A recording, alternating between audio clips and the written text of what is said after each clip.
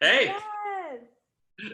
guess this will work. My main computer is not working. I don't know what's wrong. Sorry, what? I think it was, I have to say, I don't know what was going on, but it's fine. We're good. We're here now. That's what matters. Yeah, that's right. Did you get to look at the list that I sent you?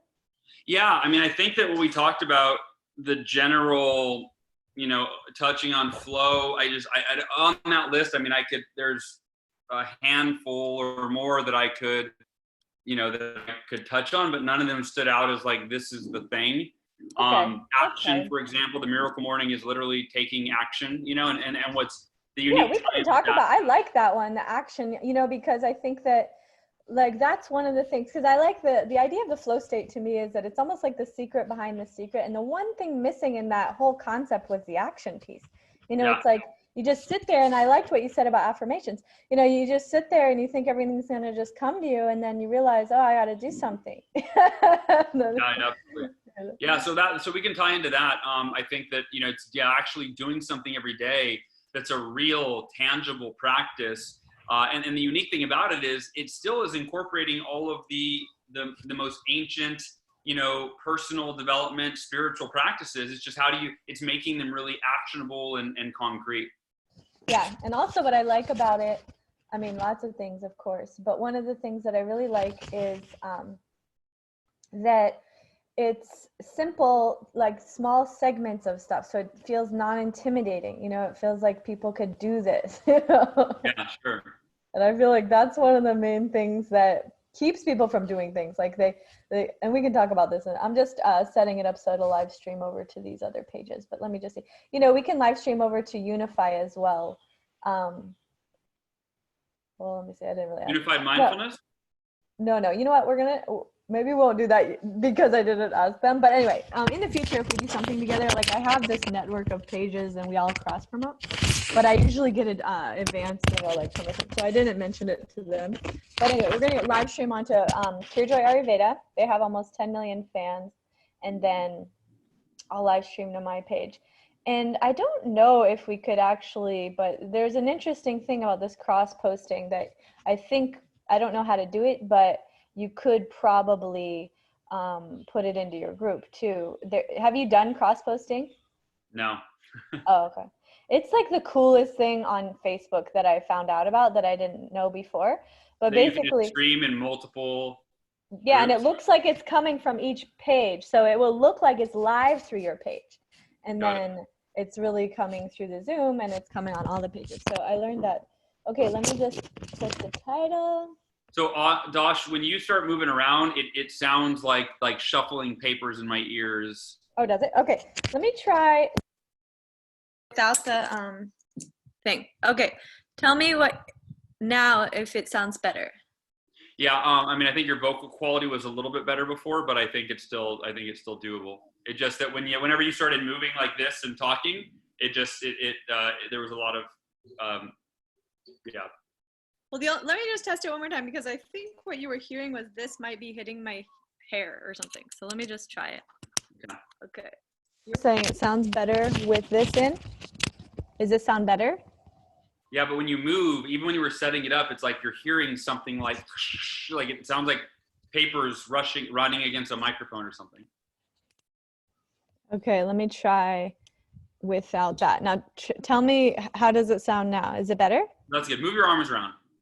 Okay, arms moving. Yeah, you're good. Totally good. Good. Okay, because I had two mics plugged in. I had this external mic, and then I had this headset. Got it. How is my audio? Because my mic is back here hooked up to my main computer. Your audio sounds perfect. I mean, to me, I can hear it great. Okay, I'm just gonna say the Miracle Morning.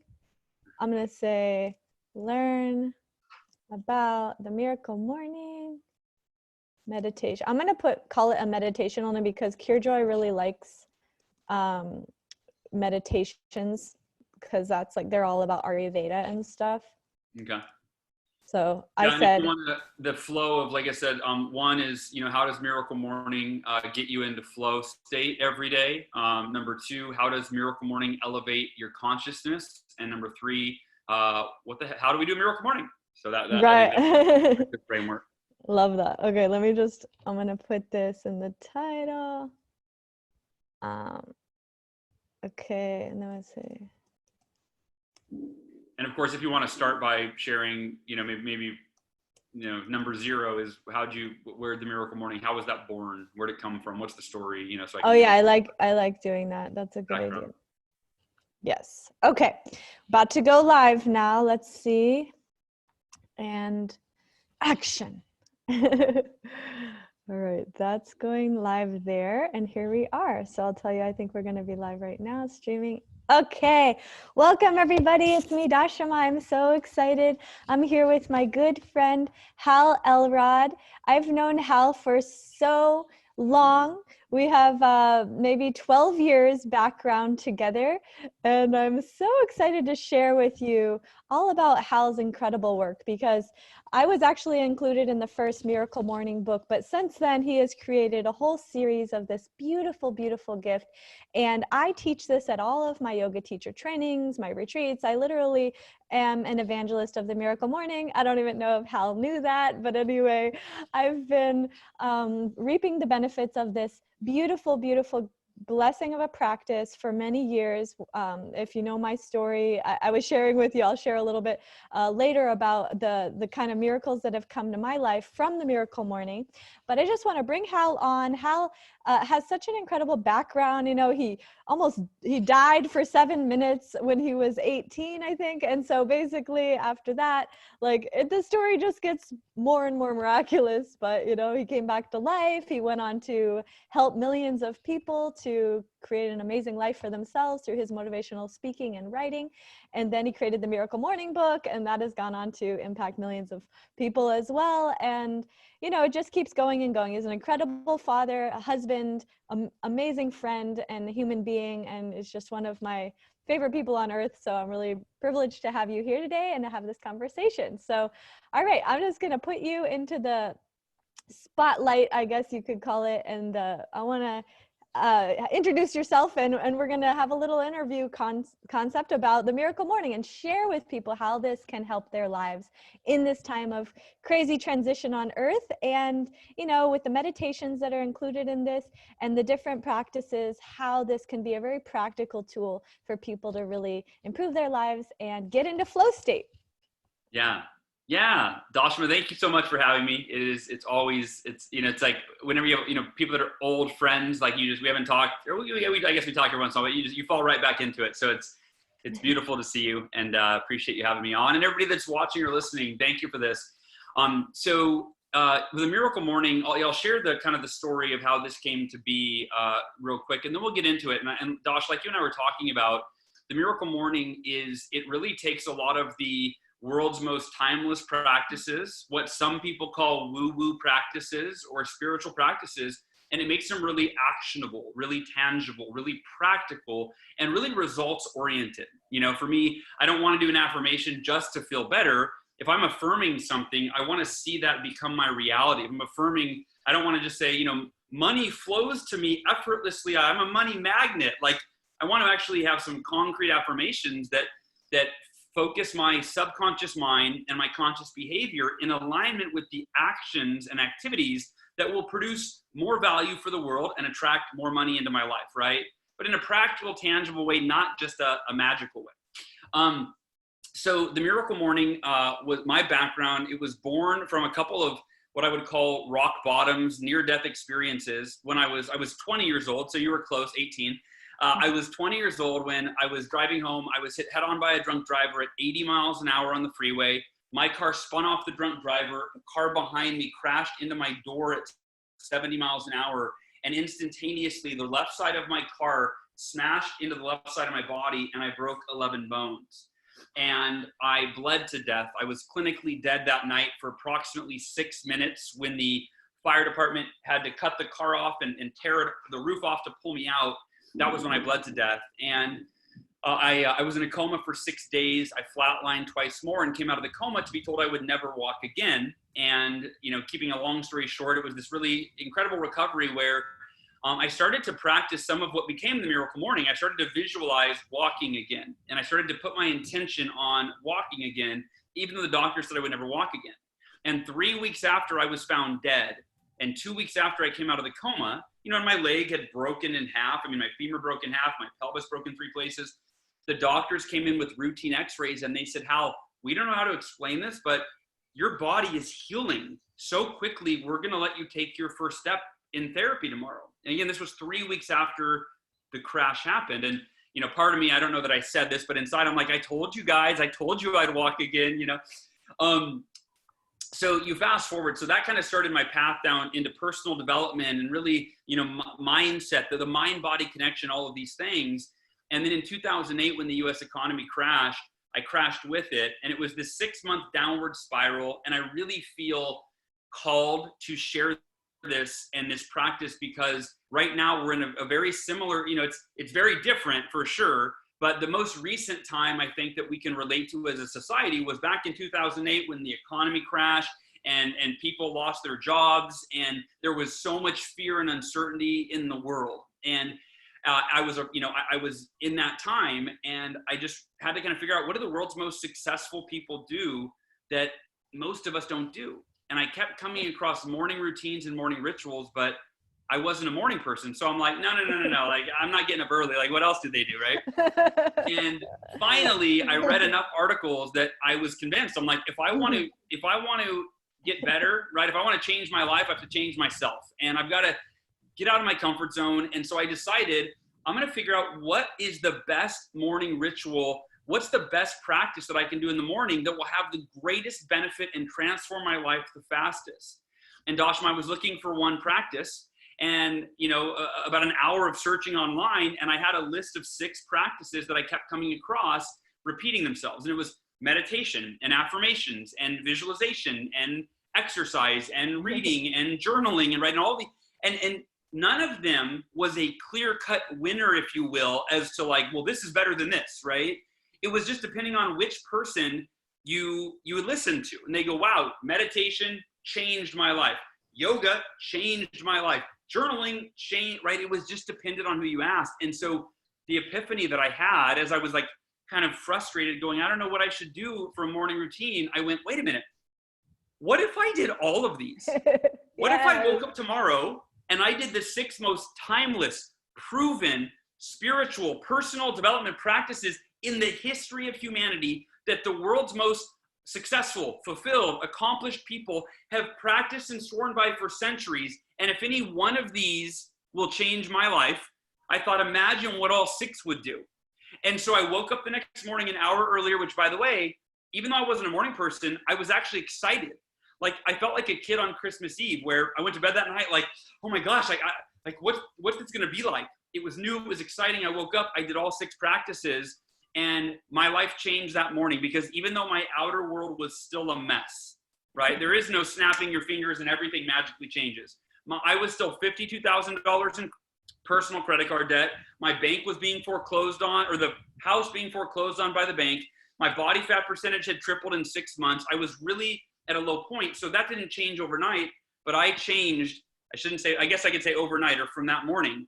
And I went, if I start every day like this, with this much clarity and this much energy and motivation and learning and growing and putting myself in a peak physical, mental, emotional, and spiritual state, first thing every morning, I thought it's only a matter of time before my inner world, who I become, will be projected and reflected in the world that I'm able to create. And the last thing I'll say on this is, I was thinking it would be a year, you know, I'll get a little bit better every day.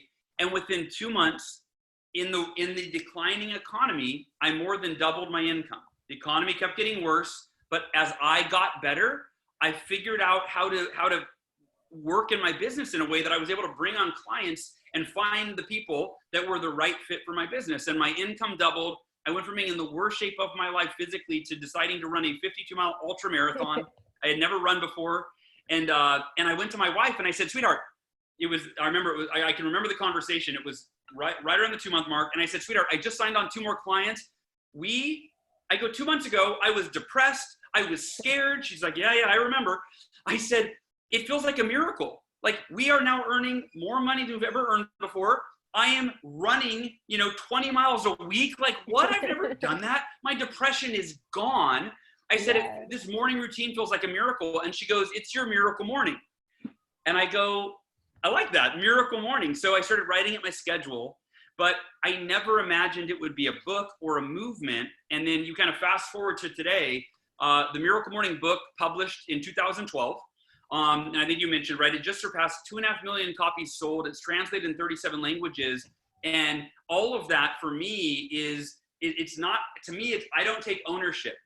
All that is, to me, that's a sign from the universe, right? That people need this. And that if people can dedicate that time to start their day in a peak state, as you would call it, flow state, then you bring the best version of yourself to everything that you do, to every relationship, to every endeavor, and to every challenge that could stand in your way. But when you're at your best, nothing can stand in your way, and you can create anything that you want for your life. So that is the Miracle Morning. Of course, we can dive into the practices at some point, but I'll turn it back over to you. I love that. Thank you so much for sharing that story. It's so inspiring. And like you said, right now, more than ever, this is relevant and important. You know, we're at a really interesting time on Earth where not only with the pandemic and the lockdowns, I mean, that's actually one of the most important things that's happening right now, because it's forcing people to have to look at their lives, but also it's causing a lot of, like you said, the financial economic breakdown on the earth, really. But then we also had the climate crisis, so it was like everything's piling up. And you know, even in Hawaii, they were saying that mental health is at an all-time low and the suicides are at an all-time high, as well as domestic violence and drug abuse and all sorts of, like, really, you know, people are looking for solutions to help them to get out of their suffering state. So I really feel so inspired and motivated to share about what you do. And, you know, because it's something simple that anybody can do. You could start today or start tomorrow morning and literally change your life. Like you said, that morning when you did it, it was like, I have a new life. And I've had that experience as well, you know, in my own life, where I've been at the rock bottom and then I just decided I'm going to do this other thing. And it just shifts you, like the starting to exercise, the running, the like journaling, the like seeing your life better and then moving in that direction and knowing it's going to be a step at a time, but it can take place inside first, and all of that, you know. And so I love the formula that you have with the Miracle Morning, because it's simple, it's something everybody can do. Whenever I share it with people, they're like, this is wonderful. Honestly, I've had so many hundreds of people graduate from my yoga school, becoming a yoga teacher, and almost like 95 or more % of them tell me they still do the Miracle Morning.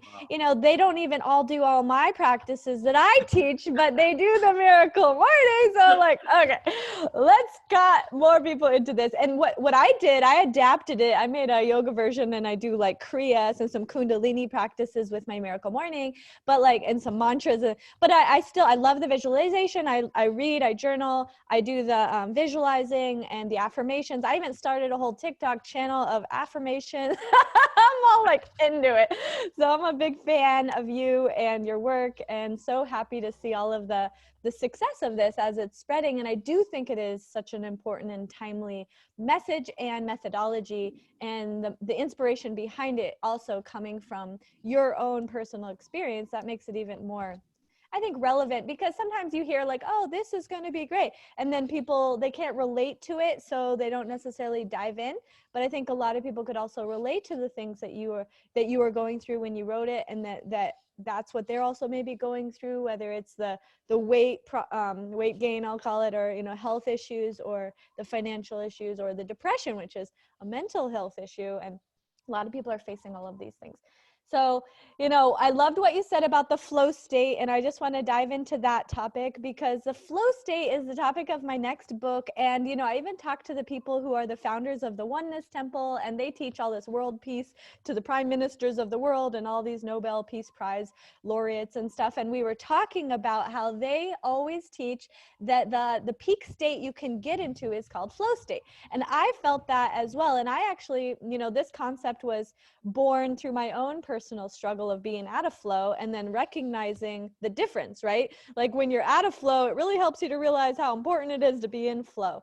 And so I think that's why we do suffer in life, is so that we can learn how to get out of suffering and then help others with that. It becomes our purpose and our mission, and we get driven by that. But what happened for me was, it was like that, I went through a lot of stuff, and then life kept bringing me to these experiences so I could just continuously let go.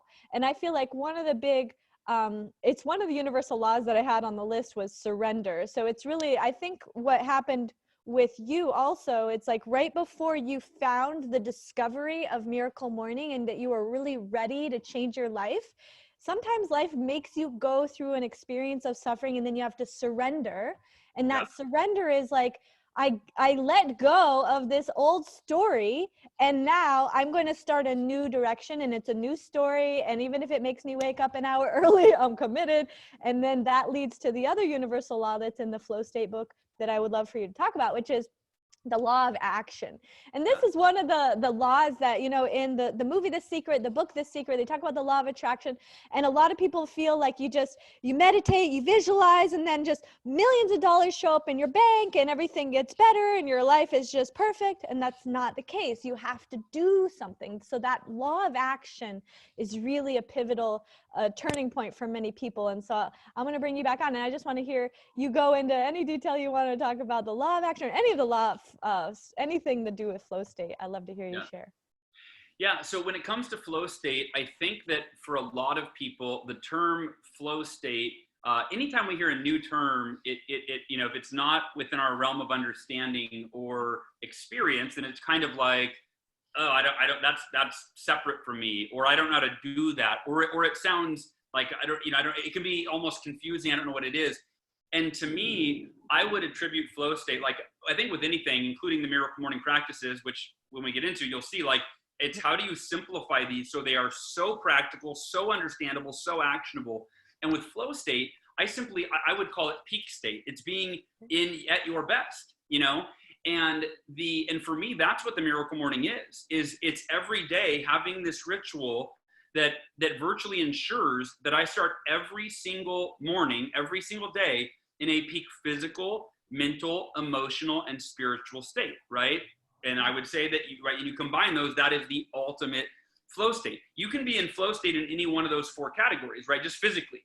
If you go for a run and you hit your stride, and you're breathing a lot of oxygen and you're getting blood and oxygen flowing to your brain and you're thinking clearly and you're observing the nature, right? You can be in a physical flow state, which can lead to the mental, the emotional, and or the spiritual. Mm-hmm. For me, the Miracle Morning is that practice where, when you meditate and then you do your affirmations and then you go through visualization and then you do exercise and get the blood and oxygen flowing, and then you do read something where you learn and you grow and you gain a level of confidence because you now know something that you didn't know before, right? And that creates some excitement and some energy and some momentum. And then that last practice of journaling, or what I call scribing, where you're putting pen to paper, you're clarifying your thoughts in a way that allows you to have clarity in the areas of your life that matter most. And whether that's clarity in terms of what you want to do, or equally as important, clarity in what you already have to be grateful for, the abundance that's already in your life, right? It's kind of the two sides of the coin of clarity, if you will. So anyway, when it comes to flow, that for me is it. How you start your day sets the tone, it sets the context, and it sets the direction for the rest of your day. And so when you start your day in flow state, right, then you bring that version of yourself into everything else that you do. And if you do encounter some stressful circumstances or challenges during the day, you're able to anchor back to that morning ritual and that state that you were in, and easily, kind of not get bogged down. Because otherwise, most people, they wake up, they check their phone, they react to all the, the negativity, the news, social media, whatever it is. And then that takes you completely out of flow state. It puts you, raises your cortisol levels. And then you're in stress mode, you're in fight or flight. And most people go through their entire day like that. They have trouble falling asleep at night, right? And then typically, this is an important piece of the Miracle Morning, your first thought in the morning, consider this, your first thought in the morning is almost always the same as whatever your last thought was before you went to bed. And therefore, if you go to bed worried about things that are out of your control, and if you're going to bed, then everything's out of your control because you're not doing anything, right? So by default, if you're worried about anything, I need to do this. I saw this on the news. This is happening in my family. Or like, no, that the only purpose at that point is just to sleep, right? So letting that go. And then when you wake up in the morning, when you go to bed with, I always say the miracle morning starts with the miracle evening the night before. Going to bed with peaceful thoughts so that when you wake up, the first thought you have in the morning is whatever your intention was before you went to bed. And so for me, that's a really important piece of your morning, is that you've got to set your intention before bed. For me, it's I'm going to wake up at this time. I'm going to wake up with energy, with love, with clarity, with discipline, right? I'm going to go into and I'll visualize. I'm going to go into my living room. I'll see myself meditating. I'll see myself reading, and I'll just spend literally a couple of minutes right before bed to calm my mind and my spirit and get clear on what the morning is going to be. And guess what? All I do as I'm falling asleep is think happy, grateful thoughts. And then when I wake up in the morning, and that helps me sleep better. And then when I wake up in the morning, I'm feeling energized and excited and all of those intentions that I set the night before. I love that. That's the best, and one of the things I think anybody who's watching, or, really everyone on earth would like to create a beautiful life, and so I love what you said. And I think it's so important when you're writing down what you want to create, start with what you already have and the gratitude for that, because there's an energy to that that's so powerful and magnetic. And that's also in the Flow State book, Universal Law of Gratitude. Literally aligning with that energy of gratitude brings more to be grateful for. And sometimes it's something small. It could be like, I'm grateful that I'm alive today. I mean, small, that's actually big, but in the sense of you don't think of saying that every day, and you should, like every day, especially if you're doing the miracle morning. It's so powerful to just start with that gratitude for just being alive, and then after that try, I'm grateful for my body. Even if you don't have, like, if your body's in pain or anything, you just keep saying you're grateful for it, and it will actually start to heal itself, because the energy of gratitude is that powerful. So starting and ending your evening and then starting the morning with that is absolutely a game changer and a life changer, and helps you to get into this peak state. And I think this is also, I just wanted to mention that, like you said, when you were studying all the masters and you were looking at how they all had this morning routine, and that was like one thing that stood out, I would say also two things that masters all have in common. Number one is that they all live in a grateful state. Generally, they're like, literally their life and their day is looking around and what am I grateful for around me right now, and not what don't I have and what's not right, and the complaining and all that other energy, which is actually taking you, first of all, out of flow, but secondly, keeping you in the lower state and keeping you from your dreams to manifest. So just moving into that space of gratitude, even if it's just, I'm grateful to breathe today, I'm grateful to have eyes. Start with whatever you have and watch as more can come from that beautiful practice of gratitude. And that's what I do in the miracle morning, the gratitude practice. And even Tony Robbins does it. He has a whole thing. He's like, this priming, and then he's all like, think of 3 things that you're grateful for. But the number one part of it, I just want to emphasize, is feeling. Yes. Right? Because how often you can say, I'm grateful for this, I'm grateful for that. But if you don't feel the energy in your heart of gratitude, don't even bother. It's going through the motions and not really experiencing gratitude. And that's why a lot of people, I think, say things like, oh, this doesn't work, or this or that.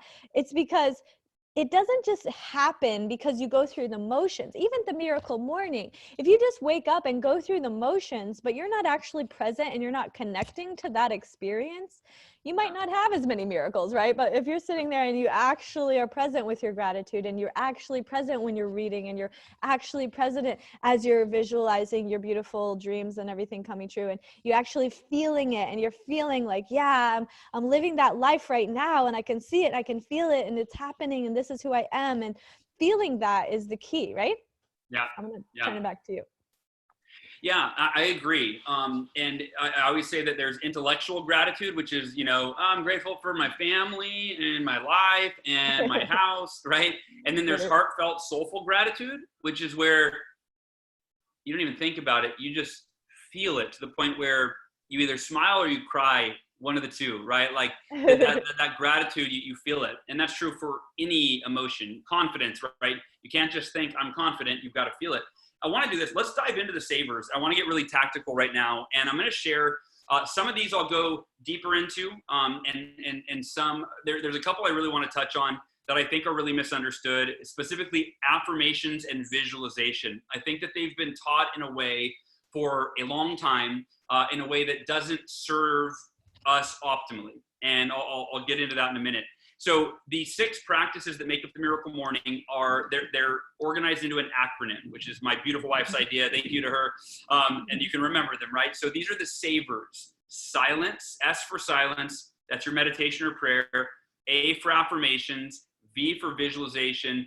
E for exercise. R for reading. And the final S is scribing, which is a fancy word for writing, but I needed an S at the end of the acronym, like journaling wouldn't have fit. It would have been the saver jar. So in terms of silence, right, that's your meditation or your prayer time. And the, if you've never meditated, I would imagine most of this community is very familiar with meditation, but there are over 1,400 published scientific studies that show the physical, mental, emotional, and spiritual benefits of meditating. And for me, my meditation, I typically do I change it up depending on the day and what I feel like I need. But more often than not, I actually do a gratitude meditation where I will just condition myself to feel gratitude, love, happiness, and I'll sit there for 20 minutes and I'll just see how deeply and profoundly I can feel those positive states in every fiber of my being. And what that's doing is, it's like a workout. It's training me to easily access those states throughout the day, no matter what's going on around me. And I do want to say this. I think that we struggle most in life when we don't take full responsibility for every aspect of our life, our inner and our outer world. And I think that's a big challenge right now is people are often, we blame outside forces for, well, of course I'm angry. Look at what he said or she said or they said or they did or he did, right? Of course I'm frustrated. Look at what I lost, Of course I'm sad, of course I'm right there. There's all these emotions and we usually have someone or something to point to. And when we do that, we give away our power. Right? We give away our power. And I think a lot of people are waiting for someone or something outside of themselves to come save them.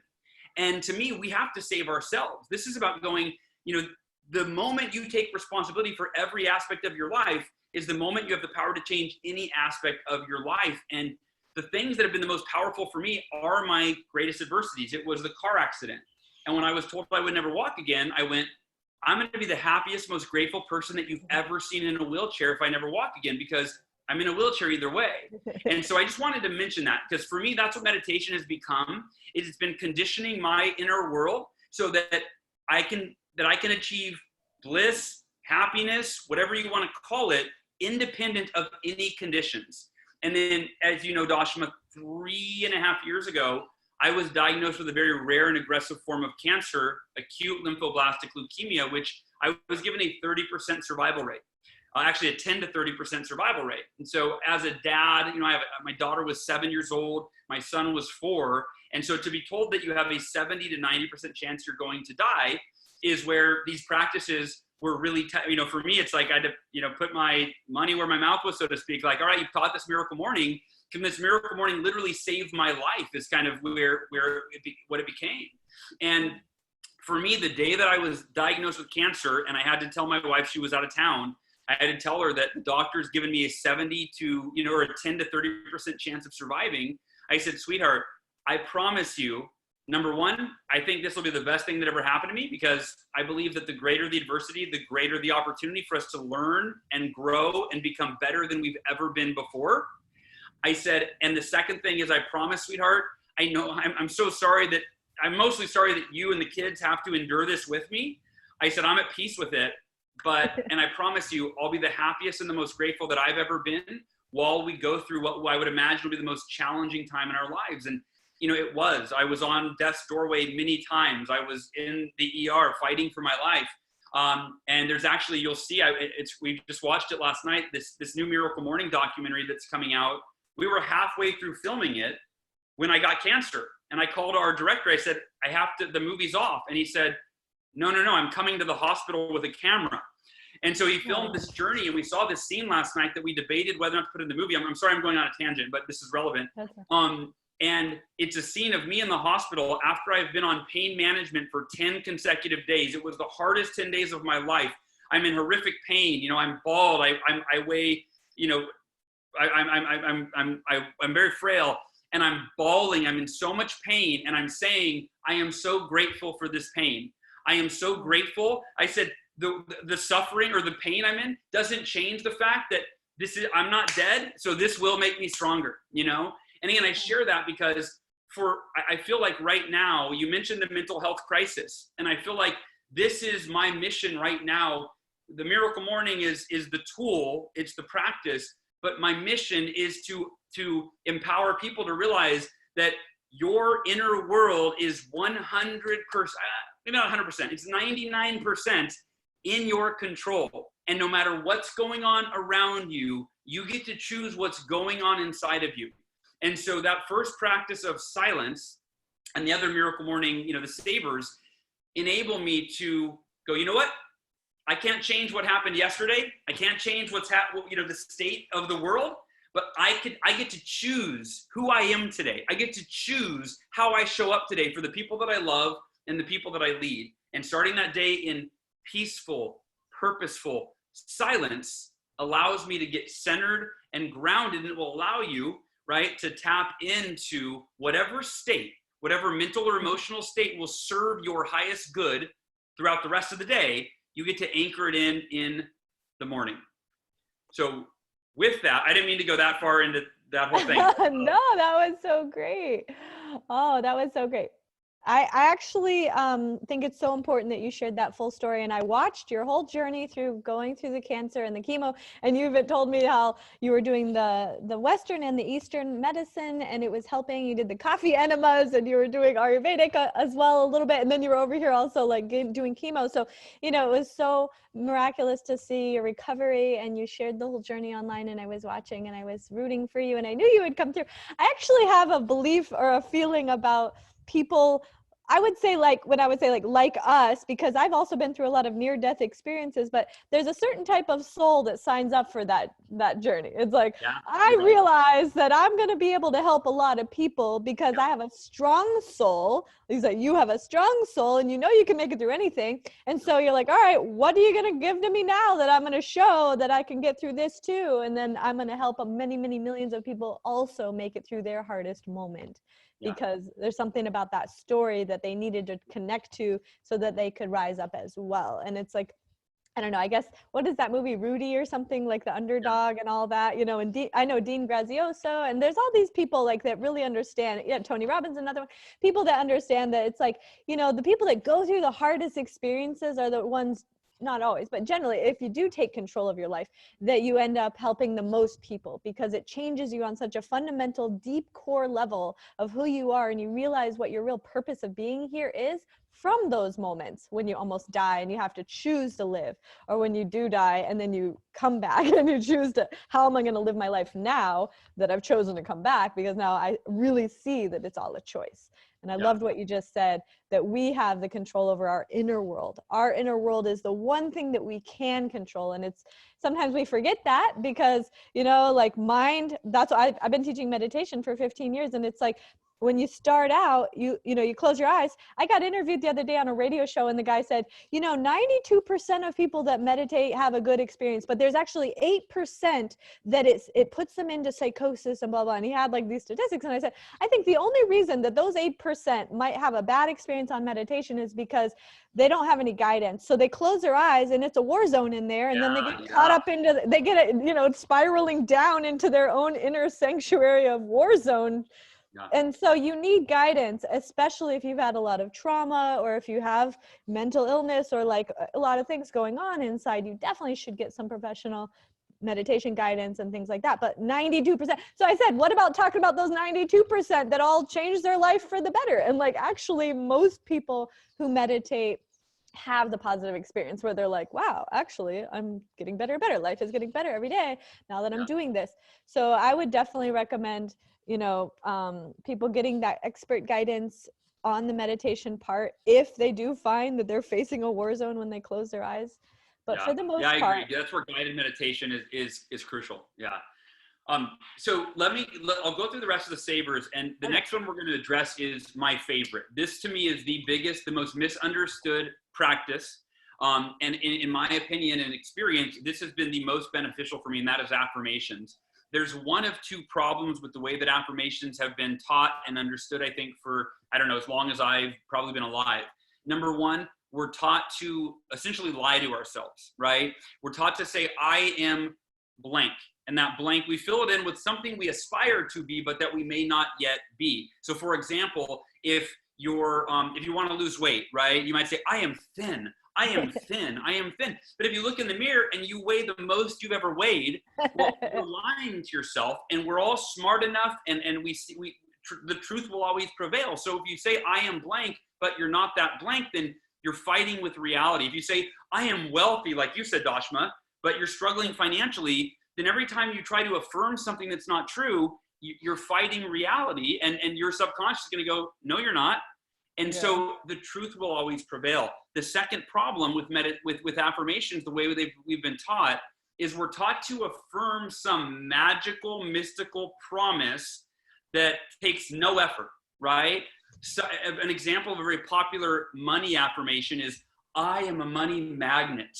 Money flows to me effortlessly and in abundance, right? But if you ask anyone that has built wealth or a fortune, usually they didn't do it effortlessly. They weren't just a magnet where money flew through the door because they had a vision board on the wall that they stared at. Typically, most people that have accumulated wealth and financial abundance, they had to actually create something of value for the world. I mean, you're an example of that. You've created more yoga videos and, just videos like anybody, and you've done it for decades, right? Thank you. You put in the work. You didn't just affirm that magically everything's going to work out. So I want to give everybody 3 really practical, tangible, actionable steps to creating affirmations that will produce measurable results. So number 1, what are you committed to? Affirm what you are committed to. So don't say I'm committed. Don't say I am thin if you're not thin. Say I'm committed to becoming thin, or I'm committed to losing 20 pounds, or I'm committed to earning $100,000 this year, or I'm committed to. So affirm what you're committed to. And when you do that, you're both programming your subconscious mind with exactly what we need, which is a commitment to that outcome. Because there's always a way when you're committed. But if you're not committed, there's rarely a way. And so the first step in an affirmation that is actionable, tangible, it's I am committed to blank. What is your ideal outcome? And if you want to add the date, great. I'm committed to achieve that outcome by this date. So what is your ideal outcome that you're committed to? Number 2, why is that meaningful and or crucial for you? So what's the why? What's the compelling reason that will get you out of bed, that will get you to overcome the obstacles, the challenges, the self-doubt? What is that meaningful why? So why is it meaningful or crucial for you to achieve that outcome? And then step number 3 to create an affirmation is, what specific action will you take and when? So you've got your ideal outcome. You're clear on why that is so meaningful to you that it's crucial. There's no other option. And now what specific action must you take and when? When I was writing the Miracle Morning, right, my mission was to, at that time, it was to change millions of lives one morning at a time. That was kind of the memorable phrase I would tell myself.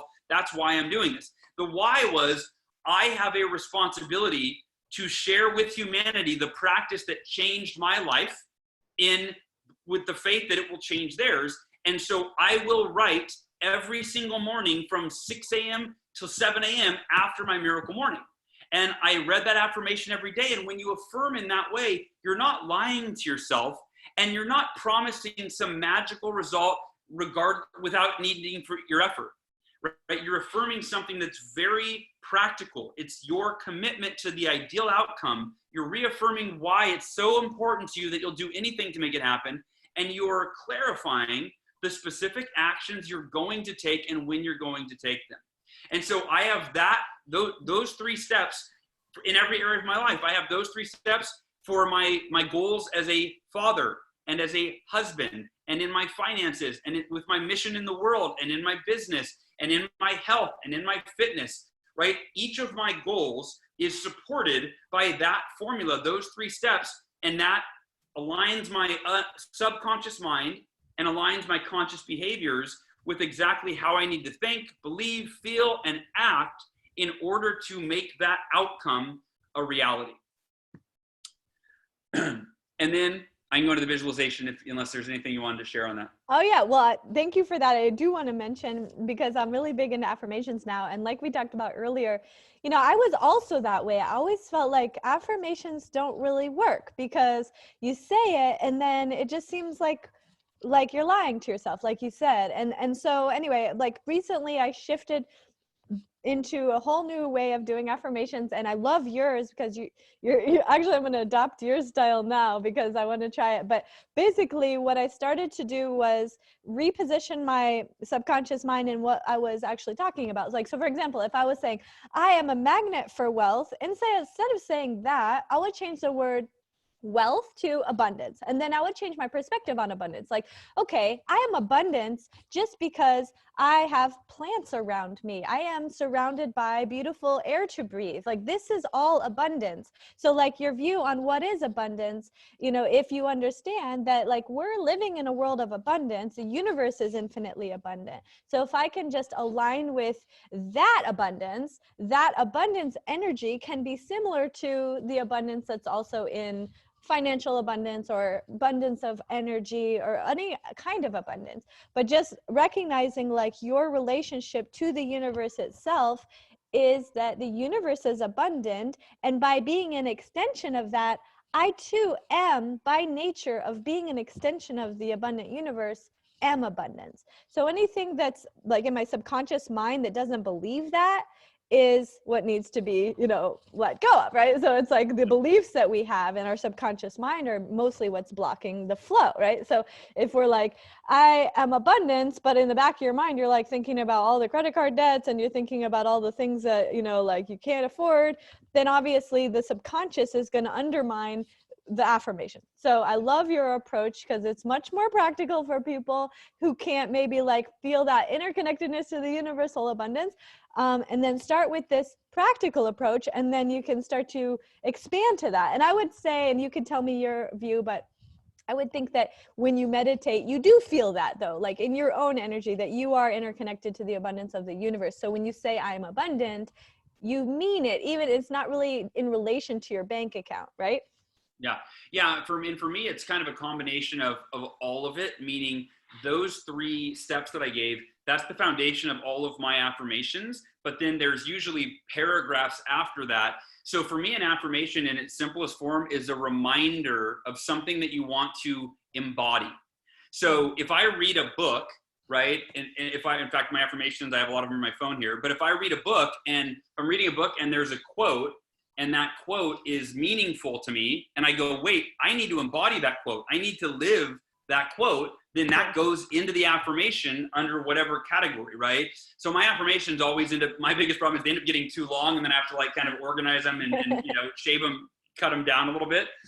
Because an affirmation in its simplest form is a reminder of something you want to embody. And so the formula that I gave you is, right, you want to embody that commitment to your ideal outcome. You want to embody the reason it's so meaningful to you, and you want to embody the actions that you shall take that will make that outcome, inevitable. So it's only a matter of time. Absolutely. So you want to talk into the action part now, if you want. We were talking about the universal law of action, and you've been talking about it the whole time, really. But if you have anything more to say about that, it'd be really cool. Yeah, and I will say this, that the way I just taught affirmations, right, is those are action affirmations, if you will, right? Like affirmations designed to align your actions with the outcomes you want to produce. And so that's a good transition into visualization, because I'm gonna give you the same type of actionable visualization. The way that we've been taught to visualize, I also believe can be counterproductive. We've been taught kind of one form of visualization, which is to visualize the ideal, and I'm speaking for myself, of course, but I think a lot of people, it's visualize the ideal outcome. The Secret, you mentioned back in the day, it made vision boards very popular. And we're taught, visualize, I want that, I want that, I want that, I want that, see it and believe it and achieve it or whatever it is. There is value in that, but there's also, it can be counterproductive. Meaning, if you visualize the ideal outcome that you want to create in your life or outcomes over and over and over, you actually trick your subconscious mind into believing that that outcome is a foregone conclusion, while it is not without our contribution, our effort, our energy to make that happen. So I'll give you an example. When I was training for the ultra marathon that I ran, now I was not a runner, right? The only time I ran was in high school PE class when you had to run the mile. I had never run more than that, never run outside of that, right? Like, hated even running to the car. Like, I was not a runner. And that's why I did it, because I thought, what a great way to challenge myself, like, and become a better version of myself. I don't even know the version that could run 52 miles in a day. So when I started training for it, the way that we've been taught to visualize, I would see the finish line, see myself crossing the finish line. Now, if I saw that over and over and over and over and over again, I started to notice that I believed it was going to happen, and I didn't feel as driven to train, because I had so much faith that I was going to cross that finish line that I felt like, man, it's going to happen. It's a foregone conclusion. And then I started to realize I've lost some of the drive that I need to train for that finish line, because I'm just convinced it's going to happen because of the visualization. So here's where I had a breakthrough in how to make visualization as powerful as it's ever been for me. So I would still spend about a minute in the morning, maybe 2, visualizing crossing the finish line. In fact, I actually went to Google Images. I typed in Atlantic City Marathon, because that's the marathon I was running. And I printed out the finish line. So I actually had a picture of that finish line, and I would see myself crossing it. But then the most important part of visualization, and if you're listening to this, I would love for you to really take this in. I started visualizing myself engaged in the activity that I needed to do today that would ensure that I was preparing and making progress so to eventually cross that finish line. So for me, here's how it worked. I would visualize the alarm on my phone going off at 7 a.m. because that was the time I was committed to run. And I would literally close my eyes and I would see myself, I'd see the alarm going off at 7 a.m. I'd see myself pick it up, look at it, turn it off, set it down. I'd visualize myself walk through my living room, into my bedroom, into my closet, and get dressed in my running clothes. And I'd literally see this whole movie play out. And while I was doing this, I would think positive thoughts like, all right, I'm going to go for a run today. It's going to feel good. It's going to be great. Then I'd visualize myself walking back out my living room, heading out to the front door. And Dashama, I always visualize myself opening the front door. And as I visualize seeing the sidewalk, I would always imagine myself smiling. And I would feel these emotions, seeing the sidewalk. I would create the optimal emotional experience. And I would affirm. I would say things like, this run's going to be awesome. I'm going to feel great.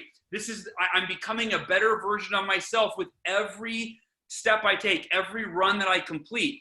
And I would then see myself heading out to the sidewalk, going on a run, flooded with these positive emotions. Here's the point. When the alarm went off at 7 a.m., keep in mind, I hated running. I wasn't a runner. And for a lot of us, the activity that we need to do that will make our biggest goals and dreams come true, either we don't like the activity sometimes, or we just have fear. It's out of our comfort zone. It's scary. It's whatever it is. And so the point of visualization, as I teach it, is to create the optimum emotional experience, seeing yourself engaged in the activity that you need to engage in to produce the outcome that you're fully committed to. And so when the alarm went off at 7 a.m., I didn't even think about, I didn't resist running. I was already excited. I just stood up, turned my phone off, stood up, went in my closet, got my running shoes on, headed out the front door. And you can imagine, and this was like clockwork. Every time I opened the front door to my house and I saw the sidewalk, I was flooded with positive emotions. I smiled and I went, this is going to be an awesome run, because I had created the experience through rehearsal of visualization first thing in the morning. And so you can apply that to every everything in your life, right? You want to be a great parent, great mom, great dad. Visualize yourself engaged with your kids when they come downstairs or come, right? And rehearse, spend 3, 4, 5 minutes rehearsing how you're going to embrace the kids or your spouse or your team, whatever, when you see them in real time. And the beauty of that is that when you do see them in real time, you've already gone there in your mind, your body, your heart, your spirit, your emotions, and you show up exactly as you pre-created it. You rehearsed it first thing in the morning. So for me, that's been visualization in a way where it's not just seeing some end result that makes me feel good. It's actually seeing that result, feeling good about it, and then getting serious, right? Getting actionable. Yeah. And seeing myself engaged in the activity, the action that will produce the result. So you're kind of seeing how all of these savers, the way that I kind of design them is like, I want them to feel good, but I want them to not just feel good while I do them. I want them to program my subconscious mind and direct my conscious behavior so that I feel good, not just in the morning, but that I feel good while I'm executing and implementing the activities that the morning set me up for. That's such a great story and a perfect example, because I think the most important thing that you can take from this is, besides the visualizing part, is that it's so important to feel good when you're doing it, because that's what's going to keep you coming back, other than your why. Like, you have this driving, compelling reason, but even that sometimes not strong enough if what you got to do doesn't feel good, you know? So if every time you have this strong reason, but every time you do it feels bad, you're probably not going to stay with something. But if you bring the flood of positive emotions and happiness and a big smile, and you feel, and you can really elicit those energies, like that emotion is within us. And it's from these little cues you talked about, like a smile will start to up your dopamine and your serotonin, and just like the positive affirmation about knowing that this is something that's not only good for you, but that it's changing your life in a fundamental way, and you're excited about that. And like all of those positive emotions, I really feel like that's the one thing that maybe, like you said in the movie The Secret or any of that, like that they really left out, was this part about having to really feel it. And like the feeling is the secret, or like that's why the flow state to me is so important, because flow state is not something in a book, it's a feeling. And when you feel in flow, you feel interconnected to everything. You feel happy, you feel joy, you feel energized, you feel excited, you feel, you know, like the support of the universe is around you, you feel like optimistic, like everything is going well. And that's a spiral that brings you up into better places, better things, and better health, and everything gets better with those types of feelings. But the opposite of that is what a lot of people could be going through right now, which is the feeling of, oh, when is this going to end, this pandemic and this and that, and it's like doom and gloom on the news. And when you surround yourself with those things, those are actually going to do the opposite. It's going to put you into that lower feeling state, so it's going to prevent you from wanting to go for the run. It's going to prevent you from wanting to do anything, and then make you sit there and be in fear. So I think the number one thing that the Miracle Morning does for people, like you said, it starts your day out focusing on the inner world that you do have control of, and that you can make big changes very rapidly when you do the inner work. Whereas the outer world, much of that we don't have control over, almost like any of it. So to place our happiness, our joy, or our success in life on anything external is setting us up for failure. So to get the inner game right is really the key, right? Yeah, absolutely. And it's because everything begins and ends with that, right? How you feel determines what you do, right? And then how you feel determines if what you do fulfills you, right? So it begins and ends with your inner world. I'll run through real quick the last 3 savers. I don't think we need to spend much time on these, but I think it's important just to touch on them. And exercise being the E in savers. So we got silence, affirmations, visualization, and E for exercise. And I'm not gonna, exercise isn't complicated. Here's the point is doing it first thing in the morning. I'm not saying that if you like to go to the gym, or you have like a full long workout that you want to do, you don't have to do that in the morning. But I would encourage you, it's crucial to get even 5 to 10 minutes of exercise first thing in the morning. Some stretching, going for a walk, jumping on a rebounder, doing some yoga for me, my exercise for the last few months has been, I go on a 10-minute bike ride through my neighborhood. That's it. Right. It's a very hilly neighborhood, hilly. So my legs are burning, right? I'm getting a good leg workout. I'm breathing heavy. I'm taking in oxygen. I'm looking at nature, and I'm thinking grateful thoughts the whole time. The point is that you've got to get that blood and oxygen to your brain first thing in the morning. And Robin Sharma, as he said, the benefits of exercising in the morning have been scientifically proven to last as long as 13 hours after the exercise. Wow. So by not exercising in the morning, you're missing out on the dopamine that you release, the serotonin, right? The endorphins, the feel-good chemicals, put on that oxygen to your brain, enhance clarity and your thinking and so forth. And so exercising first thing in the morning, at the very least, it's a jumping jack. Get the blood flowing, get the heart rate going. The R in SAVE is for reading, okay? And again, science, but keep in mind, just if you read 10 pages in the morning, just 10 pages, it's not that much. That's 3,650 pages a year. That's the equivalent of 18 200-page books.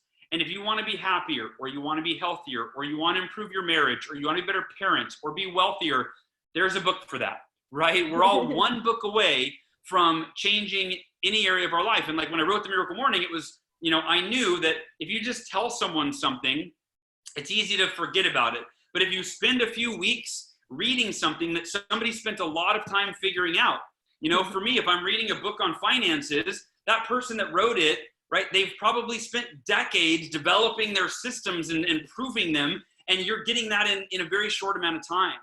And so the R in Savers is for reading, and then the final S is for scribing. And scribing is it's a fancy word for writing, if you will. And that for me is journaling. There is so much power when you put pen to paper. And for me, I usually do free writing, where I have a lined journal, and I'll just start writing without any intention. I'll set my timer for 10 minutes, and I'll write. Sometimes there's an intention, but I'll write down today. I woke up at 5:30 a.m. and my miracle morning has been amazing. And here's what I read, and here's what I just start writing, usually really practical, like just kind of listing, here's what I did today, or last night my son and I had a gunfight, not like real guns, like Nerf guns. It was amazing. I'll just write down things that are happening in my life. And the beauty of it is, it keeps me in a peak state. It allows me to work through challenges, almost like a form of therapy. If I'm having stress or fear, I'll write those things out and work through them. And the beauty of it is, it's a record of your life. There's been very few things that are more fulfilling than for me to go back and read through my journals. And the most interesting thing is, I almost learn more from reading through my journals than any of the personal development books that I'm reading. I go back and I'm like, oh yeah, I realized this about myself, or about my relationship, about my wife. And, I need to bring that back into my world. And so about once a week, or at least once a month, I go back and I catch up and I read all my journal entries. And then I usually create like a summary that allows me to grow. And so in closing, those 6 practices, silence, affirmations, visualization, exercise, reading, or scribing, if you do any one of them, it will change your life. But if you incorporate all 6 in the morning, anywhere from 30 to 60 minutes, right? That miracle morning, I call it that because I really feel like it creates miracles for the people that give it a try. Absolutely. And like you're one of those people, Dashama. Yeah, I'm going to share just quickly the story I said earlier, my testimonial.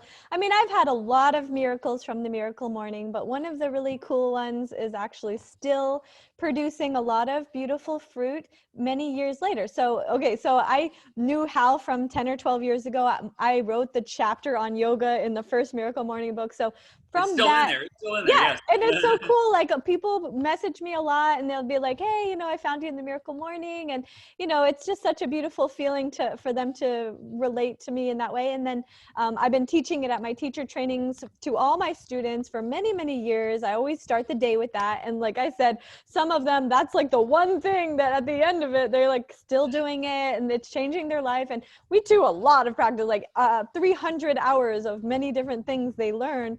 But that formula is just so simple that they can condense my 300 hours into a 1 hour in the morning practice. And because a lot of what you share in the book is what I also, but I just expand it and I teach people how to be a yoga teacher with it.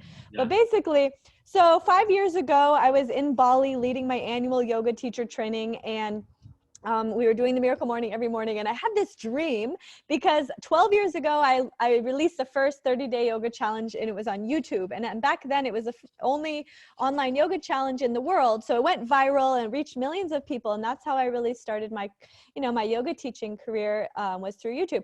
But anyway, so 5 years ago, I had this dream. I was like, I would love to refilm the 30-day yoga challenge in the Maldives. And I've never been to the Maldives before, and I don't really have a big budget, had less than $5,000. Okay, imagine. Maldives is one of the most expensive places in the world.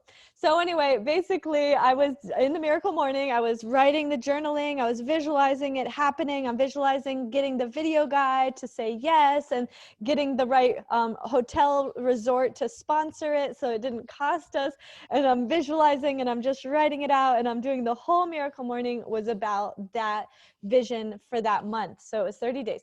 Within the first within the first week or 10 days, I got the video guy. It turned out he used to work with the Banyan Tree Resort. So he had a connection to this resort island in the Maldives. He ended up getting us sponsored, which would have normally been $1,000 a night. And we got a week at this resort and 2 ocean villas. So that would have been a $20,000 sponsorship. Wow. And it was my birthday that week too.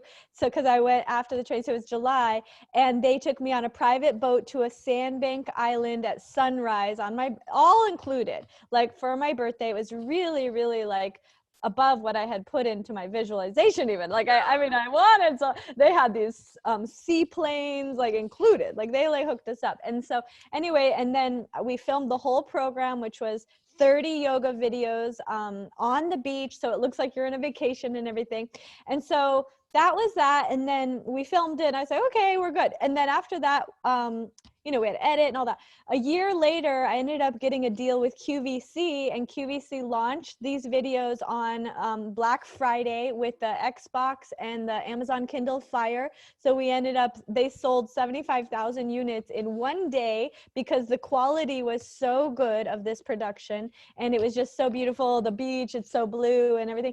And then, so ever since then, this program has really helped a lot of people. But this year, so last year we launched it with Daily Yoga app, which is the largest yoga app in the world. They have 50 million subscribers, and it was a top selling course on their app for the last couple of years. And then this year, we just launched it with Jillian Michaels, who's like the queen of fitness, and she has 3 million subscribers in her app, and she's launching it actually 2 days ago was the beginning, and we're just launching it for the month of September because right now it's National Yoga Month.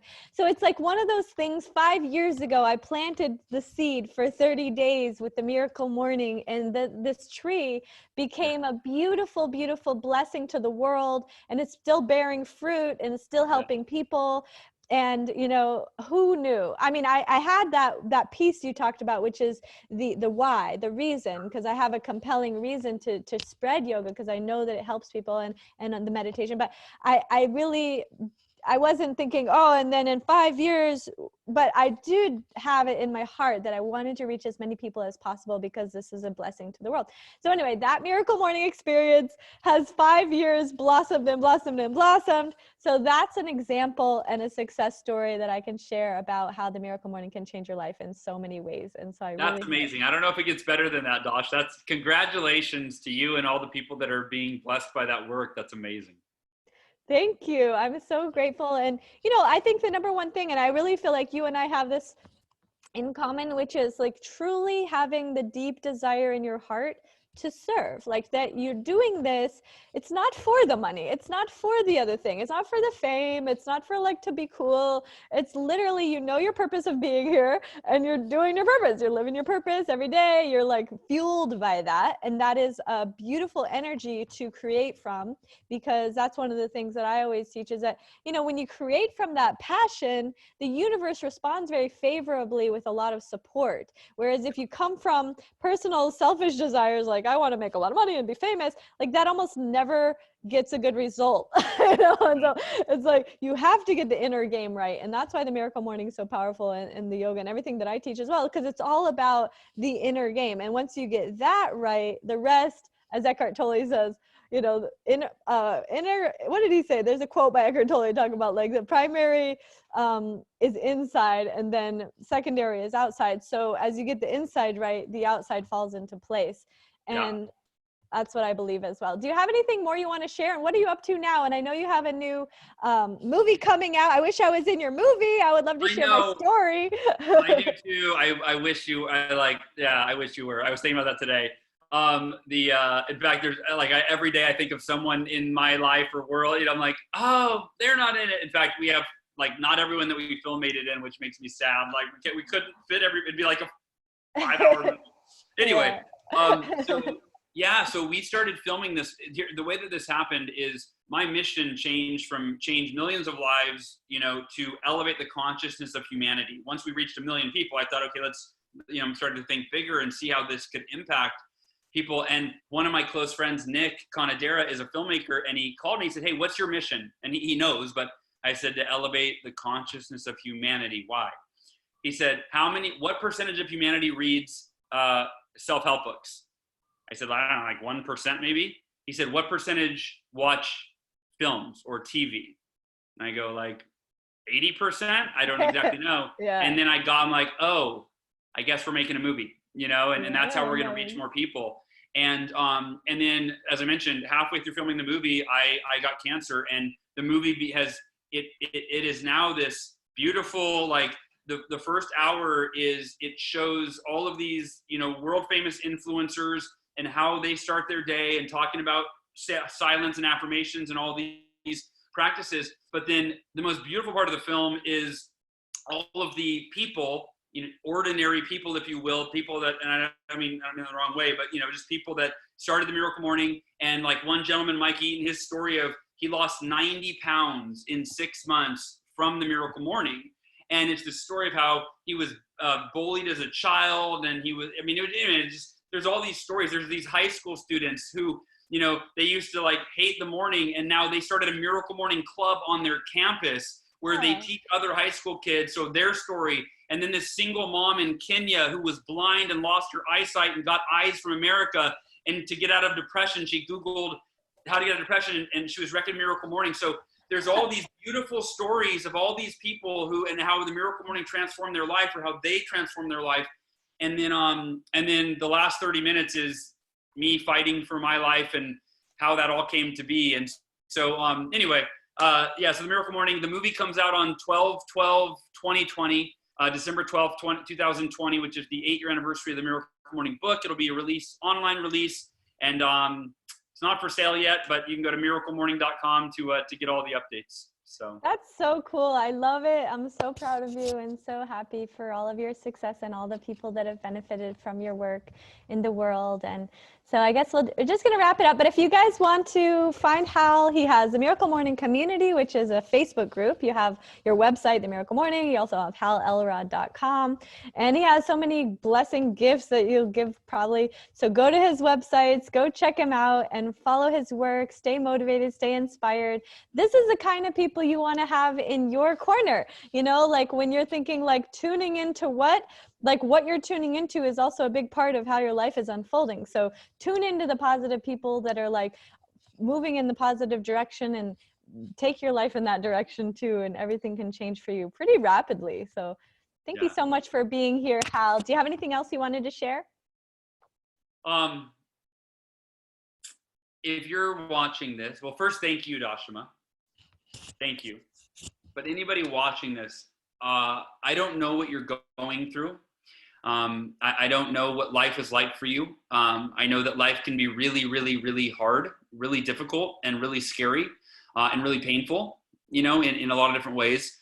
And I would just invite you to consider how can you double down on your self-care, if you will, right? I just would invite you to take time every day to find that place inside of you that is, as Dashama spoke about, just grateful to be alive, and just breathe into that and realize that no matter what's going on around you, you get to decide what's going on inside of you. And that takes intention. It takes action. It takes a commitment. It doesn't happen by mistake. It doesn't happen magically. It happens magically when you create the magic, when you create the miracles, if you will.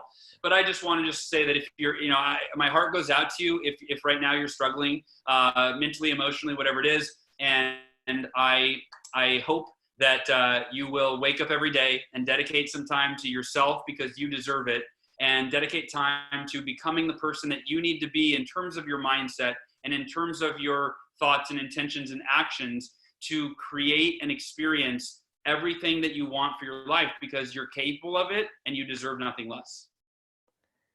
Absolutely. Thank you for that. What a blessing. Yeah. It's such a gift for people to realize that life itself is the gift, and everything on top of that is, it's just extra, we're here to, bonus, but we're here, we're alive, we're breathing. And if you got a smile on your face today, and if you don't have a smile on your face yet, rewatch this video, watch the replay, put into practice some of what we've talked about, and the smile will come, because the inside, literally, of your well-being, or your well-being, comes from your inside, right? So it's like the thoughts that you're thinking, the people that you're surrounded with, the music that you're listening to, the foods that you're eating, but specifically these morning practices are going to transform your life. And I'm really grateful for all of your work, Hal. So thank you. Have a beautiful day. Big hugs for your family, all your kids, and your wife.